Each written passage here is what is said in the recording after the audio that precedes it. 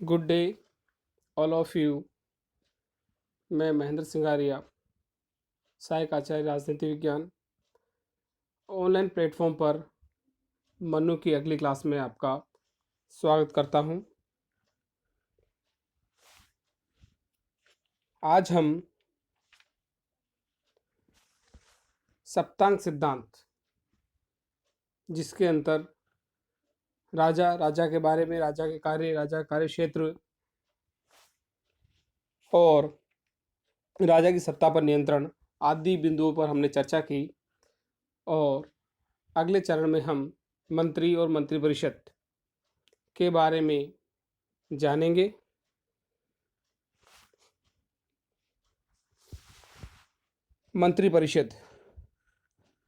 मंत्रिपरिषद की आवश्यकता बताते हुए मनु ने लिखा है, इन्वर्टेड कॉमा, किसी व्यक्ति के लिए सरल कार्य भी अकेले संपादित करना कठिन है। एक अपने कहावत है कि अकेला चना बाढ़ नहीं फोड़ सकता। इसी प्रकार राजा अकेला अपने राज्य का संचालन सही ढंग से नहीं कर सकता, इसलिए राजा को भी मंत्रिपरिषद की आवश्यकता होती है, जिसमें योग्य मंत्री और शिक्षित, अनुभवी, विद्वान आदि मंत्री का समावेश होना आवश्यक है। अतः महान फल देने वाला राज्य कार्य तो अकेले राजा के द्वारा चलाया नहीं जा सकता। मनु ने इस बात पर बल दिया है कि राजशक्ति का प्रयोग अकेले राजा द्वारा नहीं, वरन संस्थागत रूप में ही किया जाना चाहिए। संस्थागत रूप मतलब मंत्रियों का मंत्रिमंडल या मंत्रिपरिषद। अतः शासन कार्यों का संचालन करने के लिए राजा के द्वारा मंत्रियों को नियुक्त किया जाना चाहिए। तो मतलब राज्य के सुचारू संचालन के लिए मंत्रियों की नियुक्ति आवश्यक है। मंत्रियों की संख्या के संबंध में मनु का विचार है कि यह आवश्यकता अनुसार निश्चित की जानी चाहिए। सामान्यतया 7 से 8 व्यक्ति इस कार्य के लिए उपयुक्त होते हैं। मनु ने मंत्रियों की संख्या कितनी बताई है? 7 या 8, जो कि एक उपयुक्त संख्या है। हमारे मंत्रिपरिषद में कितनी संख्या होती है मंत्रियों की? कोई बता सकता है? चलो, कितनी होती है? 15%, है ना। मंत्री पद पर नियुक्ति हेतु योग्यताएं, अर्थात नए बिंदु में हम ये बताएंगे कि मंत्री पद पर नियुक्ति हेतु क्या योग्यता होनी चाहिए, या मंत्री जो बनेगा उसमें क्या योग्यता होना आवश्यक है। मनु के द्वारा मंत्रियों की योग्यता पर बहुत बल दिया गया है। उसके अनुसार राजा को कुलीन, शास्त्र ज्ञाता, शूरवीर, शस्त्र चलाने में निपुण और परिचित व्यक्तियों को ही मंत्री पद पर नियुक्त करना चाहिए। मनु के अनुसार, अर्थात जो मनु ने बताया है कि राजा को जो व्यक्ति कुलीन मतलब अच्छे घराने का हो, शास्त्र ज्ञाता मतलब अस्त्र शस्त्र का ज्ञान रखने वाला हो, और शूरवीर, शस्त्र चलाने में निपुण और परीक्षित व्यक्तियों को ही मंत्री पद पर नियुक्त करना चाहिए। मनु के अनुसार मंत्रियों को आप बुद्धिमान, स्थिरचित्त अर्थात आपात स्थिति में भी नहीं घबराने वाला, स्थिरचित्त मतलब अपने आप को स्थिर रखने वाला, मतलब स्थिर चित्त वाला हो, शत्रु पक्ष के दबाव से राज्य हित की अवहेलना न करने वाला होना चाहिए। मनु ने मंत्रियों के लिए आलस्य रहित, ज्ञानी तथा अपने कार्य के प्रति उत्साही भी होना आवश्यक माना है। मतलब जो मंत्री हो वो उसमें आलस्य नहीं होना चाहिए, वो ज्ञानी भी होना चाहिए और अपने कार्य के प्रति उत्साही भी होना आवश्यक है। लेकिन मनु ने शूद्रों के साथ भेदभाव करते हुए शूद्र को मंत्री पद पर नियुक्ति में सर्वथा अयोग्य माना है।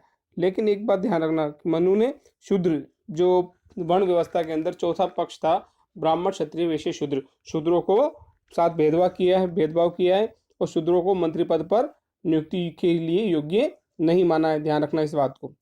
यदि शूद्र उपयुक्त योग्यता के आधार पर मंत्री पद का पात्र होता है, अगर कोई शूद्र योग्यता रखता है तो भी उसे मंत्री नहीं बनाया जाना चाहिए। शूद्रों के प्रति भेदभाव करते हुए मनु लिखता है, यदि शूद्र उपयुक्त योग्यता के आधार पर मंत्री पद का पात्र प्रतीत होता है, तब भी उसे मंत्री नहीं बनाया जाए। लेकिन मनु ने शूद्र के प्रति भेदभाव का कोई कारण नहीं दिया कि मनु ने शूद्रों के प्रति भेदभाव क्यों किया है, उन्होंने कोई अपना कारण नहीं बताया।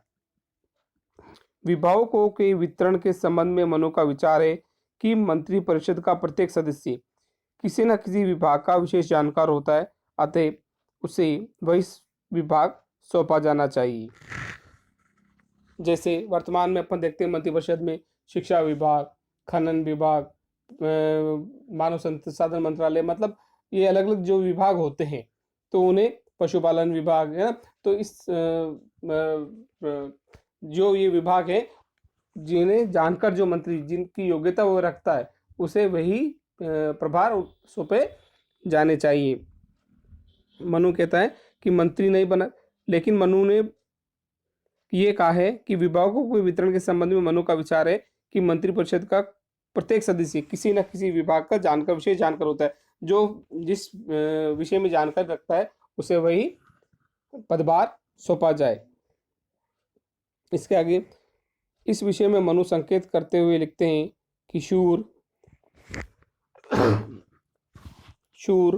दक्ष और कुलीन सदस्य को वित्त विभाग, जो शूरवीर हो, दक्ष हो और एक अच्छे घराने का हो, उसे कौन सा विभाग सौंपना चाहिए? वित्त विभाग, फाइनेंस डिपार्टमेंट, है ना।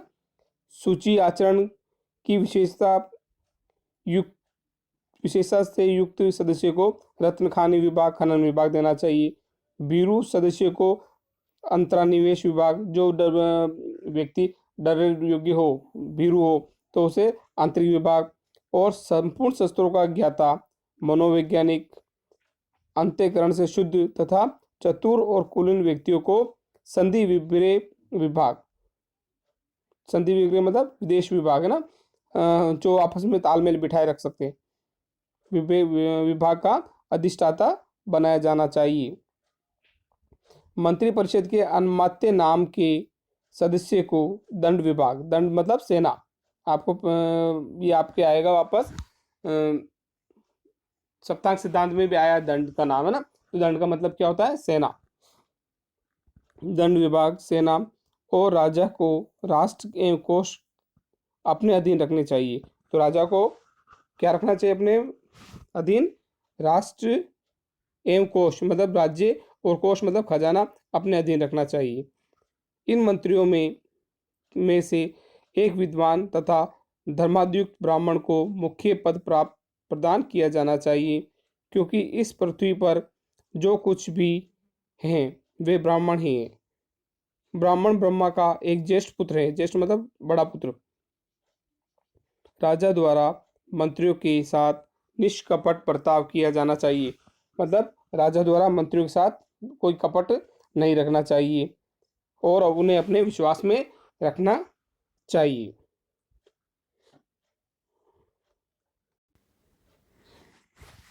आगे मंत्रियों के दायित्व एवं अधिकार। मंत्रियों के दायित्व मतलब कर्तव्य, उनके क्या कर्तव्य हैं और क्या अधिकार है। नेक्स्ट पॉइंट, यद्यपि मन में मंत्रियों के दायित्व एवं अधिकारों की विस्तार से विवेचना नहीं की। यद्यपि मनु ने मंत्रियों के दायित्व एवं अधिकारों की विस्तार से विवेचना नहीं की, लेकिन मनुस्मृति के अध्ययन से ये नितांत स्पष्ट है कि मनु राजा सहित मंत्रिपरिषद को संपूर्ण शासन व्यवस्था के संचालन के लिए उत्तरदायी मानता है। लेकिन मनुस्मृति से ये पता चलता है कि मनु सहित संपूर्ण मंत्रिपरिषद शासन व्यवस्था के संचालन के लिए उत्तरदायी हैं। मंत्री द्वारा अपने अधीन विभिन्न राज्य कार्य हेतु अध्यक्षों की नियुक्ति की जानी चाहिए। मंत्री द्वारा अपने अधीन विभिन्न राज्य कार्य हेतु अध्यक्षों की नियुक्ति की जानी चाहिए। इन अध्यक्षों का कार्य होगा अपने अधीन कार्यरत अधिकारियों और कर्मचारियों का निरीक्षण करना। मतलब जो अध्यक्ष बनेगा उनका क्या कार्य होगा, उनके नीचे अधीन मतलब उनके नीचे जो अधिकारी होंगे और उनके कार्य कर्मचारियों का निरीक्षण करना, मतलब उनके बारे में उनके कार्यों की जानकारी या देखभाल करना। मंत्रियों द्वारा विभिन्न कार्यों के लिए उत्तरदायी अध्यक्षों, समस्त अधिकारियों और कर्मचारियों के कार्यों का निरीक्षण किया जाना चाहिए। उन पर आवश्यक नियंत्रण रखा जाना चाहिए तथा जहां आवश्यक हो उन्हें मार्गनिर्देशन दिया जाना चाहिए। जो अध्यक्ष बनता है उनके अधीन जो कर्मचारी या जो अधिकारी होते हैं उनका मार्गदर्शन करते रहना चाहिए, उनके कार्यों का निरीक्षण करना चाहिए और उन्हें अपने नियंत्रण में रखा जाना चाहिए। मंत्रियों के द्वारा आंतरिक व्यवस्था और परराष्ट्र संबंध। मंत्रियों के द्वारा आंतरिक व्यवस्था और परराष्ट्र संबंध सभी बातों के संबंध में राजा को निर्भयता के साथ परामर्श दिया जाना चाहिए। मतलब जो आंतरिक व्यवस्था है और परराष्ट्र नीति जो है उनमें मंत्रियों को राजा को परामर्श देना चाहिए, निर्भयता बना बिना डरे हुए परामर्श देना चाहिए। राजा का यह कर्तव्य है कि वह मंत्रियों के परामर्श को राजा के कार्यों से असहमत मंत्रियों के परामर्श को भी उचित महत्व दे। दूसरे राष्ट्रों में दूतों की नियुक्ति, भेजे गए दूतों और गुप्तचरों के कार्यों का मूल्यांकन आदि बातों से के संबंध में राजा के लिए मंत्रियों से परामर्श प्राप्त करना आवश्यक है। मतलब दूत और गुप्तचर जो अन्य राष्ट्रों में भेजे गए हैं उनके कार्यों का मूल्यांकन, मतलब वो अन्य राष्ट्रों के प्रति क्या नीति रखते हैं या अन्य राष्ट्र अपने राष्ट्र के प्रति क्या नीति रखते हैं, जासूस विभाग कह सकते हैं इन्हें आप। तो उनके कार्यों में मूल्यांकन करना और उनसे परामर्श मतलब सलाह लेना आवश्यक है। मनु ने समस्त शासन व्यवस्था में मंत्रियों की प्रभावशाली भूमिका को स्पष्ट शब्दों में स्वीकार किया है। मनु ने समस्त शासन व्यवस्था में मंत्रियों की प्रभावशाली भूमिका को स्पष्ट शब्दों में स्वीकार किया है। नेक्स्ट पॉइंट आएगा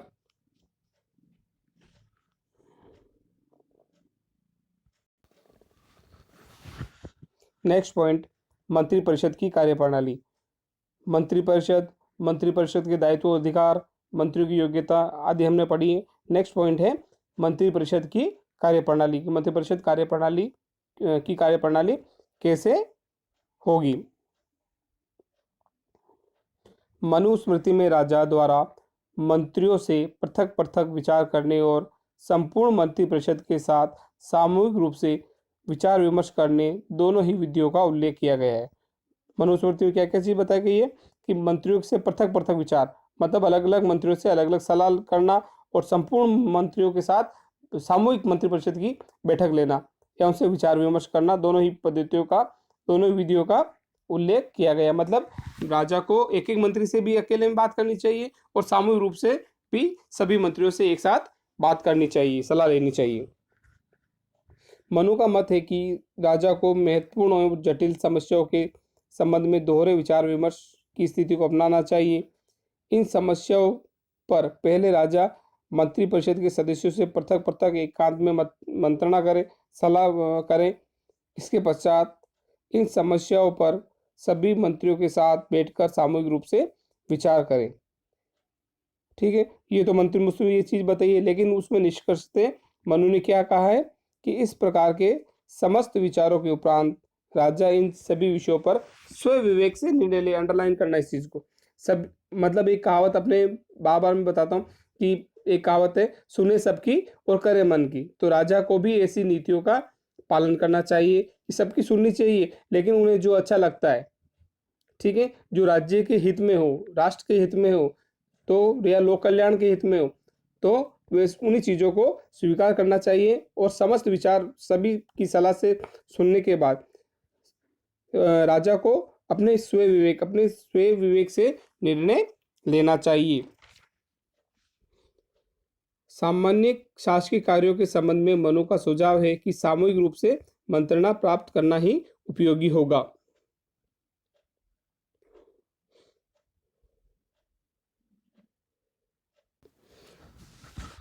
नेक्स्ट पॉइंट, मंत्रणा की गोपनीयता। मंत्रणा की गोपनीयता का अर्थ होता है, जैसे हम शपथ ग्रहण समारोह होता है सभी का, मंत्रिपरिषद का, तो उसमें सभी मंत्रियों को शपथ दिलाई जाती है गोपनीयता की, कि कोई भी हमारा जो निर्णय होगा हम उन्हें बाहर लीक नहीं करेंगे, है ना। तो उसे क्या कहेंगे कि मंत्रणा की गुप्तता। कोई भी बात हुई, कोई भी वार्तालाप, कोई भी चीज नियम बनाए गए, तो उनकी कोई भी लीक नहीं करेगा, उनकी गोपनीयता बरकरार रखी जाएगी। मंत्रिपरिषद से संबंधित समस्त विवेचना में मनु ने मंत्रियों से प्राप्त समस्त मंत्रणा को बहुत अधिक गुप्त रखना बहुत आवश्यक बताया है। जी, कोई भी मंत्रणा मतलब कोई भी सलाह ली जाती है, कोई भी विचार विमर्श किया जाता है, कोई भी वार्तालाप की जाती है, तो उसे गुप्त रखना बहुत आवश्यक है। इस दृष्टि से उन्होंने उदाहरण के बारे में बताया कि इस दृष्टि से पहाड़ पर या एकांत महल में, निर्जन वन में राजा को दूसरों से अज्ञात होते हुए मंत्रियों के साथ मंत्रणा करनी चाहिए। मतलब राजा को मंत्रणा मतलब ऐसी वार्तालाप कहाँ करनी चाहिए? पहाड़ों पर, जहाँ पर कोई आता जाता नहीं हो। एकांत महल में मतलब वो एकांत महल हो जहाँ पे कोई नहीं हो। और निर्जन वन मतलब निर्जन मतलब कहाँ, जहाँ कोई भी नहीं रहता हो। इस तरह जाके आसपास में अपनी कोई बात वार्तालाप नहीं सुने, ऐसी जगह पर जाकर अपनी मंत्रणा या सलाह मशविरा करना चाहिए। क्योंकि आप, एक कहावत है कि दीवारों के भी कान होते हैं, सुना ना। तो दीवारों के कान होते, इस तरह अपनी बात की कहीं लीक ना हो, इसलिए इस स्थानों पर जाकर मंत्रणा या सलाह करनी चाहिए। मंत्रणा के समय मतलब बातचीत के समय राजा को चाहिए कि गूंगे, बहरे, सुग्गा, मैना आदि पक्षी, अत्यंत वृद्ध, स्त्री, रोगी आदि को मंत्रणा स्थान से हटवा दें। मतलब मनु कह रहा है कि अगर कोई व्यक्ति जो गूंगा है, बहरा है, पागल है ना, तो पक्षियों में भी तोता, मैना और वृद्ध व्यक्ति, स्त्री और रोगी आदि व्यक्ति, अगर वो उन्हें, आपको तो लगता है कि वो सही नहीं है, हमारे कुछ नहीं कर पाएंगे, लेकिन ये लोग भी आपके हानि कर सकते हैं। इसलिए जहाँ पर अपन बातचीत कर रहे हैं वहाँ पर इन व्यक्तियों को या इन पक्षियों को या इन व्यक्तियों को नहीं रहना चाहिए। मनु ने गोपनीयता की दृष्टि से मंत्रणा के समय को भी महत्वपूर्ण माना है। मनु का मत है कि दिन के मध्य के समय अथवा अर्धरात्रि में मानसिक खेद व अशांति से रहित होकर शासकों को मंत्रियों के साथ मंत्रणा करनी चाहिए। तो मनु क्या कहता है कि दिन के मध्य के समय मतलब आधे दिन के बाद में, अर्धरात्रि में, ठीक है। क्योंकि इस समय क्या होता है, आदमी स्वचित स्थिर मन का होता है। तो इस समय समय भी बताया मनु ने कि इस समय पर राजा को मंत्रियों के साथ मंत्रणा करनी चाहिए। मंत्रणा की गुप्तता पर बल देते हुए मनु कहता है, जिस राजा के मंत्र को दूसरे व्यक्ति नहीं जान पाते, कोष से हीन होने के बाद भी ऐसा राजा पृथ्वी पर राज करता है। अंडरलाइन करना इस चीज को। मंत्रणा की गुप्तता मतलब आपकी वार्तालाप, आपकी सलाह, आपके नियम या आपकी बातचीत को किसी ने नहीं सुना है, तो वे राजा पृथ्वी पर राज करता है, चाहे वो कोष से हीन हो। कोष से हीन मतलब जिसके पास खजाना भी नहीं हो, फिर भी अगर एक राजा की बात किसी अन्य राजा तक या अन्य व्यक्ति के पास नहीं पहुंचती, तो वो राजा अपने राष्ट्र पर राज करता है।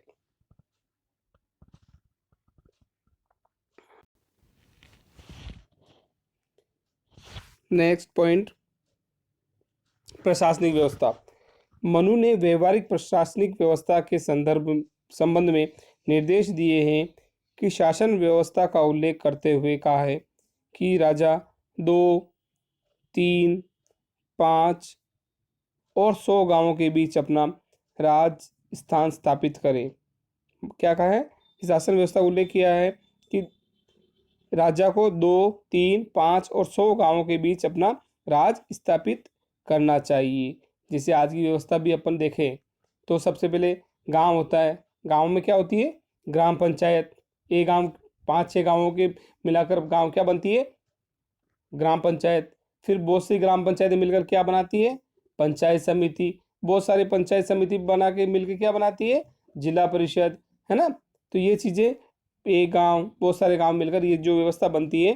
तो मनु भी क्या कहता है कि राजा को 2, 3, 5 और 100 गांवों के बीच अपना राजस्थान स्थापित करना चाहिए तथा इन क्षेत्रों में शांति और व्यवस्था बनाए रखने के लिए योग्य कर्मचारी नियुक्त करें।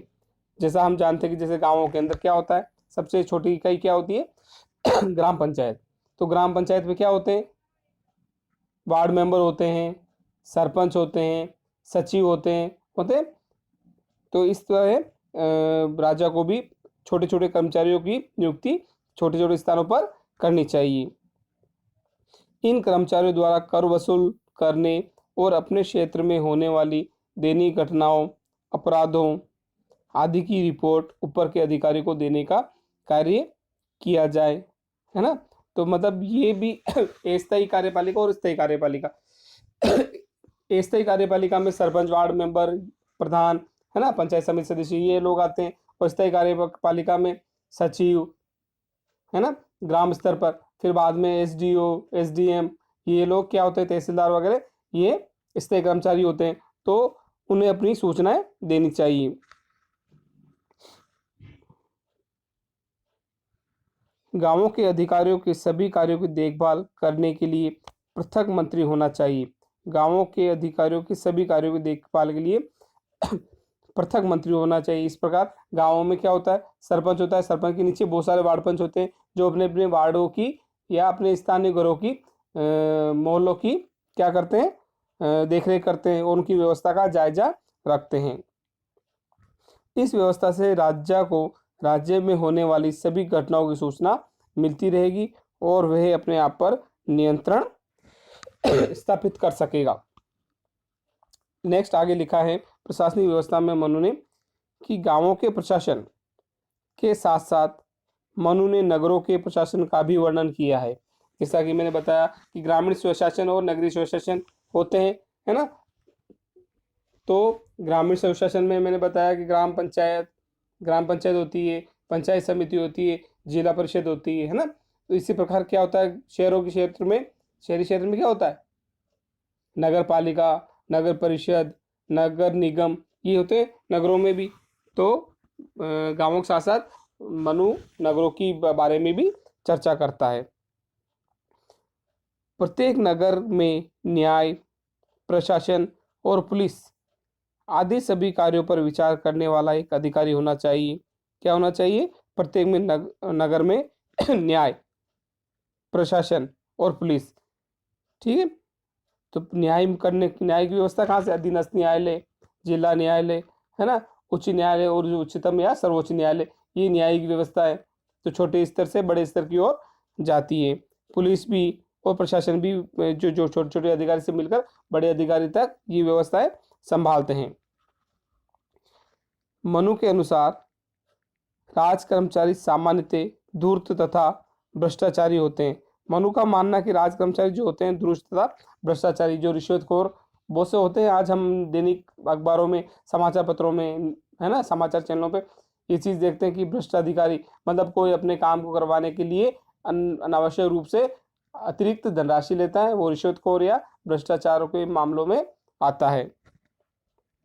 तो ऐसे जो अधिकारी रिश्वतखोर या भ्रष्टाचार करने वाले अधिकारियों को क्या करना चाहिए, दंडित करना चाहिए। मनु ने प्रशासनिक व्यवस्था के अंतर्गत स्थानीय संस्थाओं के महत्व को भी स्वीकार किया है तथा स्थानीय विषयों के भार इन संस्थाओं को सौंपने का निर्देश दिया है।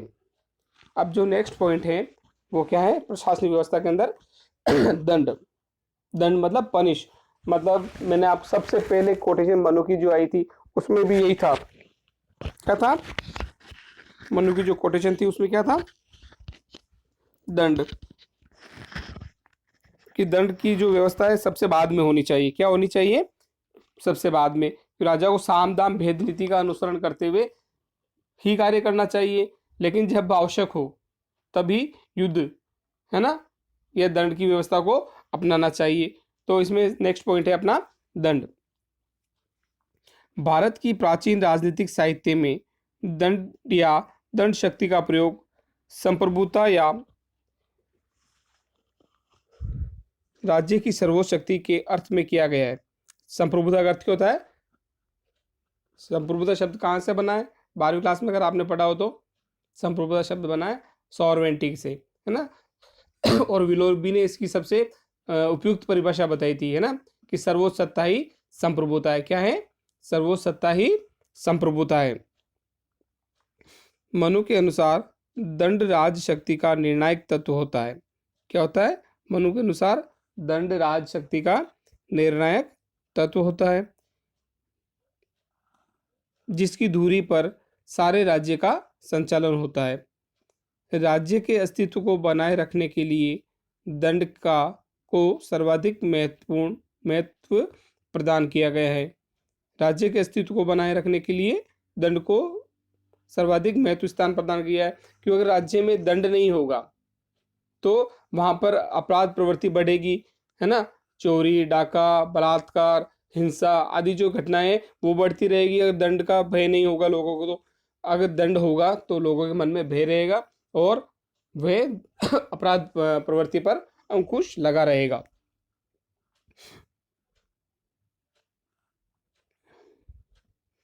दंड की भारतीय साहित्य में व्यक्ति दंड संबंधी इन विचारों की संप्रभुता की धारणा के आधार पर कहा जा सकता है कि दंड की सर्वोच्च महत्ता के कहा जा सकता है। दंड की सर्वोच्च महत्ता के ये कारण है कि दंड को सर्वोच्च क्यों कहा गया है। इसका पहला बिंदु है, दंड सभी मनुष्य का रक्षक है और इसी के कारण मनुष्य स्वधर्म का पालन करते हैं। क्या लाइन बोली, अंडरलाइन करना इसको। दंड सभी मनुष्यों का रक्षक है। दंड सभी मनुष्यों के लिए रक्षा का काम करता है और इसी कारण मनुष्य स्वधर्म का पालन करता है। अगर व्यक्ति के मन में कोई डर नहीं रहेगा, भय नहीं रहेगा, दंड को कुछ भी, तो वह अपराध बढ़ता जाएगा। दंड के कारण ही वे लोग अपना कार्य समुचित स्वधर्म का पालन करते हैं। दूसरा पॉइंट, ये सर्वोच्च तथा शक्तिमान है। सर्वशक्तिमान है। ये क्या है? दंड क्या है? सर्वोच्च तथा सर्वशक्तिमान है। तीसरा, दंड ही संपूर्ण सामाजिक व्यवस्था की रक्षा और देखभाल करता है। दंड क्या करता है? संपूर्ण सामाजिक व्यवस्था की रक्षा और देखभाल करता है। अगर ये समाज में दंड नामक व्यवस्था नहीं होगी, कोई भय नहीं होगा, तो लोगों में अपराध प्रवृत्ति को बढ़ावा मिलेगा। नेक्स्ट फोर्थ पॉइंट, दंड राज्य की संपत्ति की रक्षा तथा वृद्धि के लिए अनिवार्य है। वह स्वयं निर्भय होता है तथा सबको निर्भय रखता है। क्या करता है? दंड राज्य की संपत्ति की रक्षा। दंड से क्या होता है? राज्य की संपत्ति की रक्षा और उसकी वृद्धि के लिए दंड आवश्यक है। वह स्वयं निर्भय होता है, मतलब स्वयं डरा नहीं होता, और वह सबको इससे बिना डर के रखता है। और दंड के लिए हमारी जो व्यवस्था है, क्या है? पुलिस व्यवस्था, न्याय व्यवस्था आदि से हम दंड का पालन करवाते हैं राज्य के अंतर्गत, है ना।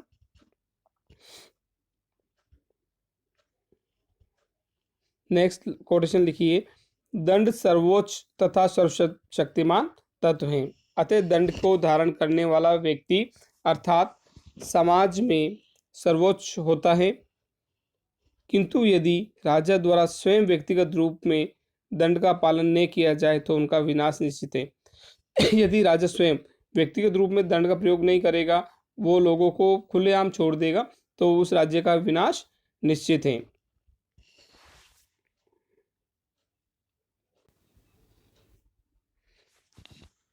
इस दृष्टि से दंड एक दुधारी तलवार के समान है।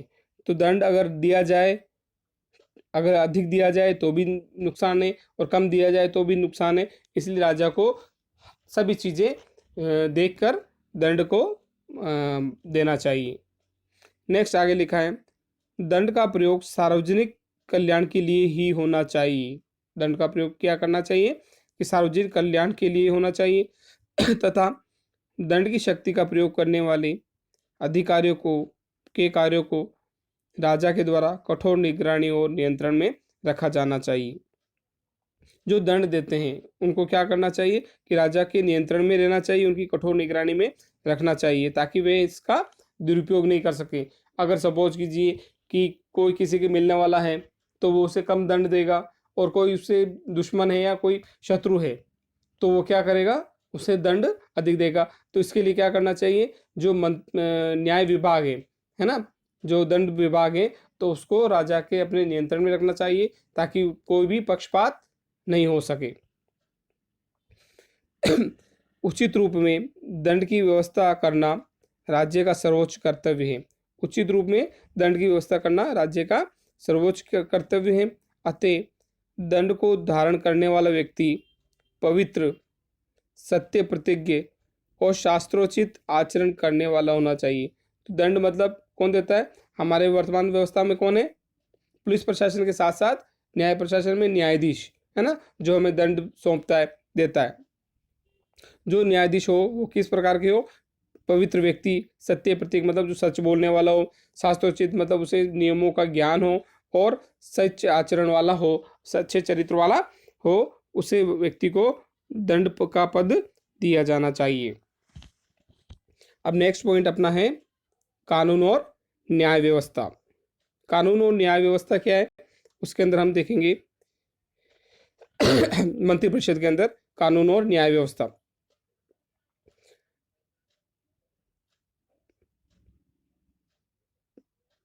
प्रशासनिक व्यवस्था के साथ साथ मनु कानून और न्याय की भी व्यवस्था की है। कानून निर्माण के लिए उसने एक विधायिका को सुझाव दिया है। अब ये अपने वर्तमान व्यवस्था देखें अपन, तो कानून कौन बनाता है, सरकार के 3 अंग होते हैं ना। पहला अंग कौन सा है, विधायिका या व्यवस्थापिका, दूसरा अंग कार्यपालिका, और तीसरा अंग क्या होता है, न्यायपालिका होता है। तो हमारे भी न्याय को नियमों को कौन बनाता है, कानून कौन बनाता है, विधायिका या व्यवस्थापिका क्या करती है, कानून बनाती है। उससे लागू कौन करता है, कार्यपालिका। कार्यपालिका क्या करती है, विधायिका द्वारा बनाए गए नियमों को लागू करवाती है। और न्यायपालिका क्या करती है, इन दोनों की वैधानिकता की जांच भी करती है, लोगों को न्याय भी देती है ना। तो ये चीजें जो करती है वो कौन सी होती है, तीसरा सरकार का तीसरा अंग न्यायपालिका होता है। कानून निर्माण के लिए विधायकों को सुझाव दिया है, जिसे उसने परिषद नाम दिया है। क्या नाम दिया है, परिषद। अपन क्या बोलते हैं, विधायिका या व्यवस्थापिका। मनु ने की परिषद के संबंध में मोटवानी ने लिखा है, एक राजनीतिक विचारक थे मोटवानी। तो उन्होंने क्या कहा है परिषद के संबंध में, परिषद या व्यवस्थापिका के संबंध में, परिषद ऐसे बुद्धिमान व्यक्तियों से मिलकर बननी चाहिए जिन्होंने वेदों और टीकाओं का अध्ययन किया हो और अपने तर्कों से संबंध में बुद्धियुक्त प्रमाण देने की योग्यता रखते हो। क्या करना चाहिए कि परिषद ऐसे बुद्धिमान व्यक्तियों द्वारा मिलकर बननी चाहिए जिन्होंने वेदों और टीकाओं का अध्ययन किया हो। क्या किया हो, वेदों और टीकाओं का अध्ययन किया हो, और जो अपने तर्कों के संबंध में बुद्धियुक्त प्रमाण देने की योग्यता, अपने तर्क से वो क्या करें, बुद्धियुक्त प्रमाण देकर सही न्याय व्यवस्था करें। इसके आगे अपन कानून और न्याय व्यवस्था के अंदर देखते हैं। मनु ने विधायिका की रचना का विशुद्ध रूप में उल्लेख किया है। उसके अनुसार विधायिका या परिषद के सदस्य, विधायिका कहे या वर्तमान जो मनु ने क्या कहा है, परिषद का है, विधायिका को ही परिषद का है, तो उसकी संख्या कितनी होनी चाहिए, 10 होनी चाहिए। कितनी होनी चाहिए, परिषद के सदस्यों की संख्या कितनी होनी चाहिए, 10। किंतु रचना के आधार बौद्धिक योग्यता न रहे, ने की संख्या। रचना का आधार क्या होना चाहिए, जो परिषद जो बननी चाहिए वो किससे होनी चाहिए, बौद्धिक योग्यता, ने की संख्या के आधार पर।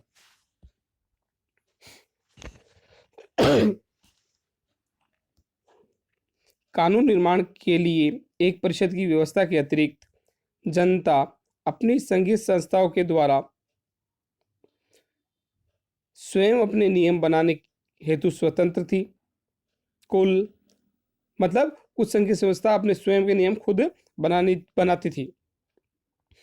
कुल, जाति, श्रेणी और जनपद इसी प्रकार की संघीय संस्थाएं थी।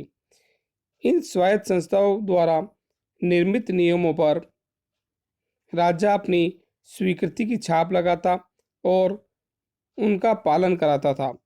राजा के द्वारा विभिन्न जनपदों के धर्मों या समयाचारिक नियमों का पालन भी करवाया जाता था। कानून निर्माण और पालन के संबंध में की गई इस व्यवस्था के आधार पर कहा जा सकता है कि मनुस्मृति की शासन पद्धति में जनतंत्रीय प्रवृत्तियां और सत्ता का विकेंद्रीकरण की स्थिति विद्यमान थी। क्या था? सत्ता की विकेंद्रीकरण की स्थिति विद्यमान थी। तो इस प्रकार हमने मनु की कानून और न्याय व्यवस्था का भी अध्ययन किया। अब हम अगले चरण में क्या पढ़ेंगे? न्याय और न्याय व्यवस्था। क्या पढ़ेंगे? न्याय और न्याय व्यवस्था। Thank you.